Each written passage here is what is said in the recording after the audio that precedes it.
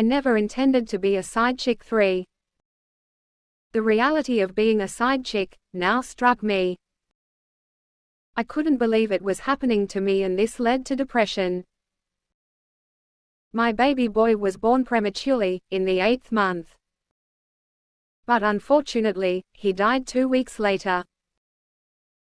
Despite the turn of events, all I wanted was Steve by my side. I felt I was part of him.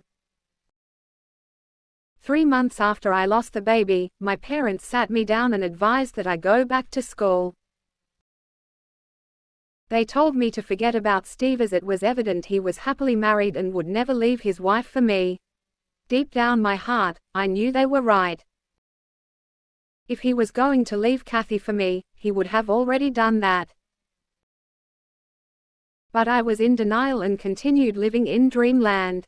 I told Dad I needed some more time to heal and rethink through everything.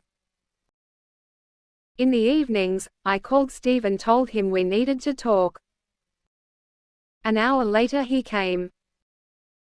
I told him that I loved him and wanted to get married to him, even as a second wife.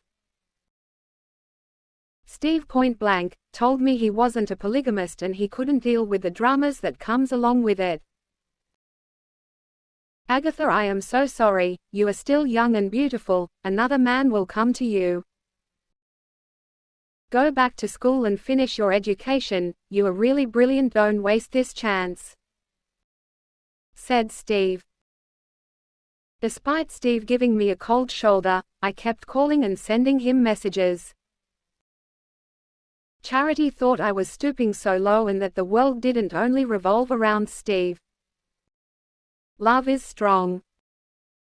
It is really hard to fall out when you love someone wholeheartedly, was my response. However, Steve brutally put an end to our relationship. He sent a message stating that we were done and he didn't want anything to do with me ever again. From that day forward, I never ever contacted him and vice versa. He was back in employment and things seemed well for him. When I finally went back to school, I had a tough time making new friends. Charity had completed by then. I kept to myself and vowed never to be in a relationship while at school, especially with a married man. I heed my parents' advice and I managed to graduate with very good grades. Fast forward, 2 years later I met John and we got married. After I had my baby, I asked my cousin Leah to come and live with us. Little did I know I was inviting problems in my home. She and John started having an affair which resulted in pregnancy. I was devastated. I even remembered Kathy's words, that I was also a woman and one day I would go through worse situations than hers. Single quote. And indeed it came to pass. Those 3 first years in my marriage were hectic. But I didn't leave my husband. Divorce was not on my agenda. I wasn't ready to be alone or start all over again, hence I vowed to stick by him. When Leah gave birth, the baby turned out to be for her boyfriend. She was at that time dating a cheap white boy from South Africa. Had the baby not been mixed, I wouldn't really have been convinced that it wasn't my husband's. Actually, she was already 3 months pregnant when she started sleeping with John. Somehow it was a relief to me as nothing was going to tie them together. After Leah left, my husband's infidelity even became worse. He changed women like underwear. I even remembered the way I gave Kathy a hard time until God fought the battle for her.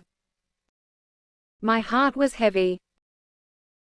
At church the following Sunday, I had to talk to the pastor's wife about the problems I was going through in my marriage. I told her about my past life too. With the help of the pastor and his wife, arrangements to go and talk to Kathy were made. Luckily, she honored our visit. When we entered her house, I knelt before her just like she did years back. In tears, I asked for her forgiveness and to bury the past by not holding any grudges against me. I told her I could not succeed tearing them apart and I was sorry for the heartaches I caused her. I knew how it felt to be married to a man who not only slept with anybody but also with my relatives. Final part next.